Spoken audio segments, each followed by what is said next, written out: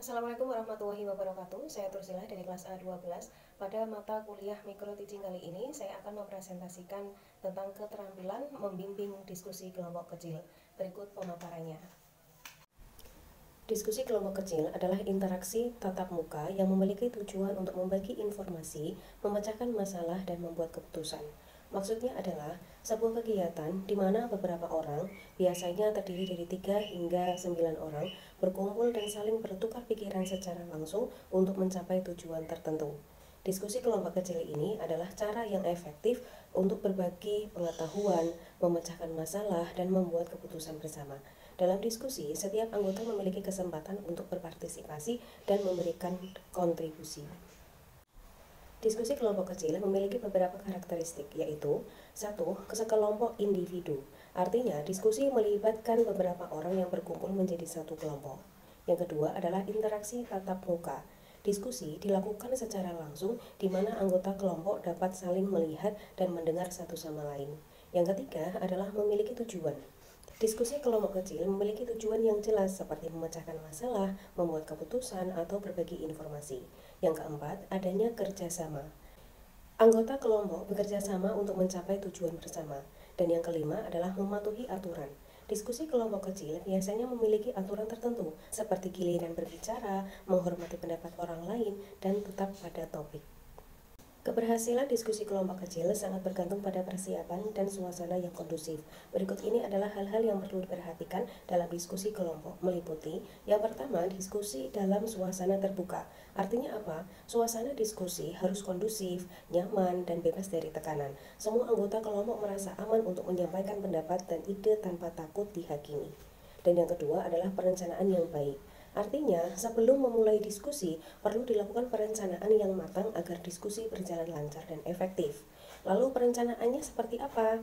Yang pertama adalah pemilihan topik. Topik yang dipilih harus menarik minat siswa sesuai dengan kemampuan mereka dan memiliki makna atau relevansi bagi kehidupan sehari-hari. Yang kedua adalah penerapan jumlah kelompok. Jumlah anggota kelompok perlu disesuaikan dengan tujuan diskusi dan jumlah peserta. Terlalu banyak anggota dapat membuat diskusi menjadi tidak efektif, sedangkan terlalu sedikit anggota dapat membatasi pertukaran ide.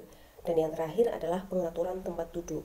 Susunan tempat duduk yang baik dapat memfasilitasi interaksi antar anggota kelompok dan membuat diskusi menjadi lebih dinamis. Kita sebagai seorang guru atau fasilitator harus mengetahui serta menguasai komponen dalam membimbing diskusi kelompok kecil sehingga dapat menciptakan suasana diskusi yang produktif, mendorong partisipasi aktif siswa, dan membantu siswa mencapai tujuan pembelajaran. 6 komponen tersebut meliputi, yang pertama adalah memusatkan perhatian.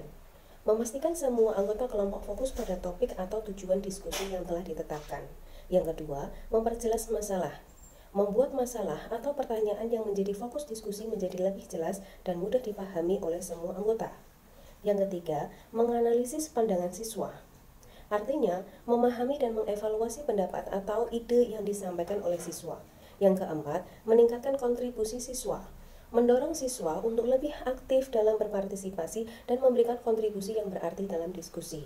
Yang kelima, yaitu menyebarkan partisipasi siswa.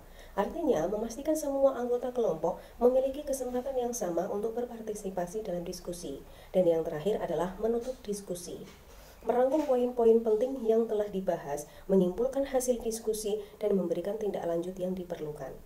Memusatkan perhatian dalam diskusi kelompok kecil sangat penting untuk memastikan diskusi berjalan efektif dan mencapai tujuan yang diinginkan. Contohnya adalah yang pertama dengan menentukan tujuan awal diskusi, topik, atau masalah. Artinya, sebelum diskusi dimulai, perlu ada kesepakatan yang jelas mengenai apa yang ingin dicapai dari diskusi tersebut. Apakah ingin mencari solusi atas suatu masalah, berbagi informasi, atau membuat keputusan? Dengan tujuan yang jelas, diskusi akan lebih terarah dan efektif. Yang kedua, menandai dengan cermat pendapat yang tidak relevan atau menyimpang dari diskusi. Artinya, selama diskusi berlangsung, terkadang muncul pendapat yang tidak berhubungan langsung dengan topik yang sedang dibahas. Fasilitator perlu jeli untuk mengidentifikasi pendapat-pendapat tersebut dan membawanya kembali ke topik utama. Yang ketiga, merangkum hasil pembicaraan sebelum ke tahapan pembicaraan berikutnya. Artinya, setelah membahas satu subtopik atau aspek dari masalah, fasilitator perlu merangkum poin-poin penting yang telah dibahas. Hal ini bertujuan untuk memastikan semua anggota kelompok memahami apa yang telah dicapai dan menghindari pengulangan pembahasan yang sama. Memperjelas masalah adalah langkah penting dalam diskusi kelompok kecil. Berikut ini beberapa komponennya. Yang pertama, menguraikan pendapat sehingga menjadi jelas. Ketika seorang anggota kelompok menyampaikan pendapat, fasilitator atau anggota lain dapat meminta penjelasan lebih lanjut agar maksud dari pendapat tersebut menjadi lebih jelas dan mudah dipahami oleh semua orang. Yang kedua, memberikan contoh yang sesuai sehingga menjadi jelas. Memberikan contoh konkret dapat membantu memperjelas suatu konsep atau ide yang abstrak.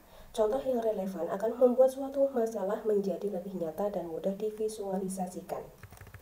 Komponen menganalisis pandangan siswa dalam konteks diskusi kelompok kecil antara lain, yang pertama, memperhatikan alasan yang mempunyai dasar yang kuat atau tidak. Ketika siswa menyampaikan pendapat, fasilitator perlu mengevaluasi apakah alasan yang diberikan tersebut logis dan didukung oleh bukti atau fakta yang relevan. Yang kedua, memperjelas hal yang disepakati dan tidak. Fasilitator perlu membantu kelompok untuk mengidentifikasi poin-poin yang disepakati dan perbedaan pendapat yang muncul. Hal ini penting untuk mencapai kesepakatan atau kompromi. Meningkatkan kontribusi siswa adalah salah satu kunci keberhasilan diskusi kelompok kecil. Yang pertama, mengajukan pertanyaan yang dapat merangsang siswa untuk berpikir. Pertanyaan yang diajukan oleh fasilitator harus bersifat terbuka dan menantang, sehingga mendorong siswa untuk berpikir kritis dan kreatif. 2. Memberikan waktu yang cukup kepada siswa untuk berpikir. Jangan terburu-buru meminta siswa untuk menjawab. Berikan waktu yang cukup bagi mereka untuk mengumpulkan pikiran dan merumuskan jawaban yang baik. Ketiga, menyimak pendapat siswa dengan penuh perhatian dan simpatik. Fasilitator harus menunjukkan sikap yang terbuka dan menghargai terhadap semua pendapat yang disampaikan oleh siswa. Menyebarkan partisipasi siswa adalah kunci untuk menciptakan diskusi yang inklusif dan produktif. Tujuannya adalah siswa memiliki kesempatan yang sama dalam berpartisipasi, menghindari adanya monopoli. Ini berarti bahwa semua siswa dalam kelompok harus memiliki kesempatan yang sama untuk menyampaikan pendapat, ide, dan pertanyaan. Tidak ada satu atau dua siswa saja yang mendominasi diskusi. Caranya seperti apa? Yang pertama, mendorong siswa yang tidak mau berpartisipasi. Fasilitator perlu menciptakan suasana yang aman dan nyaman bagi semua siswa, terutama bagi mereka yang cenderung lebih pendiam. Yang kedua, mencegah siswa yang suka memonopoli. Fasilitator perlu mengatur jalannya diskusi sehingga tidak ada siswa yang terus-menerus mendominasi. Ketiga, mendorong siswa untuk mengomentari pendapat siswa lain. Fasilitator perlu menciptakan budaya di mana siswa tidak hanya menyampaikan pendapatnya sendiri, tetapi juga menanggapi pendapat teman-temannya. Menutup diskusi merupakan tahap akhir yang sangat penting dalam sebuah proses diskusi. Tahap ini bertujuan untuk memastikan bahwa semua peserta memahami hasil diskusi dan memiliki pemahaman yang sama mengenai poin-poin penting yang telah dibahas. Caranya seperti apa? Ada dua cara yang dapat dilakukan. Yang pertama, merangkum hasil diskusi bersama siswa. Fasilitator bersama-sama dengan siswa akan merangkum poin-poin utama yang telah dibahas selama diskusi. Hal ini dapat dilakukan dengan membuat daftar poin-poin penting, membuat kesimpulan, atau bahkan membuat peta pikiran. Yang kedua, meminta siswa untuk menilai proses maupun hasil diskusi. Fasilitator meminta siswa untuk memberikan umpan balik mengenai proses diskusi yang telah berlangsung. Hal ini dapat mencakup penilaian terhadap dinamika kelompok, keterlibatan masing-masing anggota, dan efektivitas strategi diskusi yang digunakan. Demikian presentasi saya tentang keterampilan membimbing diskusi kelompok kecil. Semoga bermanfaat. Terima kasih. Wassalamualaikum warahmatullahi wabarakatuh.